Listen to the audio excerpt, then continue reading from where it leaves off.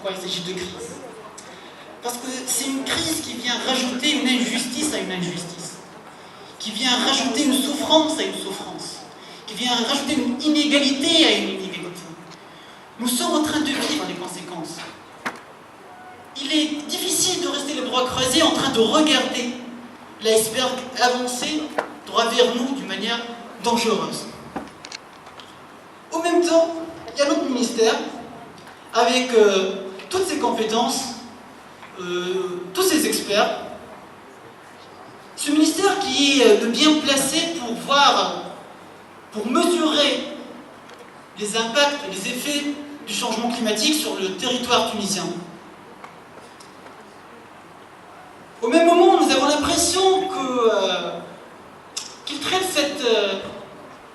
cette crise comme si c'était une crise que le temps effacera, comme si c'était une simple crise environnementale, ou peut-être une crise d'ordre secondaire. J'aimerais dire aux décideurs, ceux qui ont le pouvoir, ceux qui se trouvent au ministère, donc, il ne s'agit pas de faire une demi-mesure pour pouvoir tout résoudre.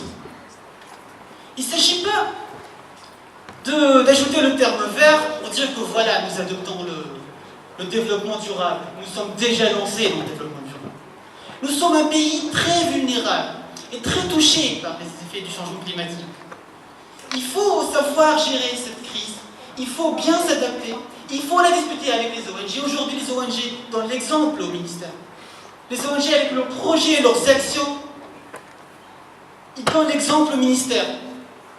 Un ministère qui, par exemple, durant la dernière réunion, c'était d'ailleurs ce mercredi, il y a 3 jours déjà, il a fait une réunion dans un espace fermé à Guéron, sans inviter les gens, lui a demandé pourquoi vous ne faites pas une campagne de communication pour qu'il y ait plus d'associations.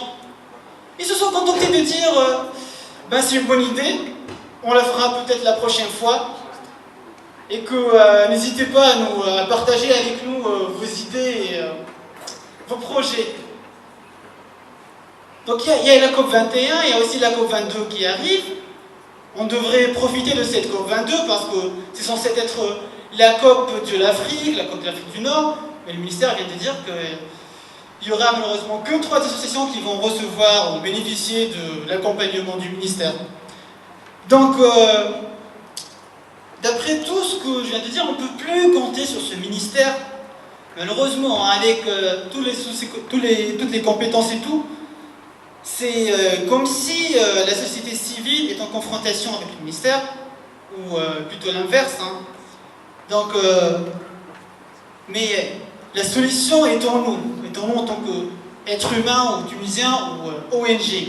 Nous avons la solution, parce que nous nous sommes déjà lancés dans le changement. Nous avons commencé le combat, nous avons commencé la lutte. Et j'en doute que l'un d'entre vous, ceux que je connais, les militants, les activistes qui sont convaincus par cette cause, ils vont renoncer un jour. On ne va rien lâcher. On ne va rien lâcher jusqu'au bout. On a déjà donné serment à la terre et à l'environnement qu'on va le défendre coûte que coûte. Et si vous pensez que vous êtes si petit, selon bien sûr l'expression de Dalai Lama, si vous pensez que vous êtes si petit pour faire un changement, et là c'est-à-dire changer pour le bien, alors essayez de dormir avec une moustique et vous verrez qui empêchera l'autre de dormir.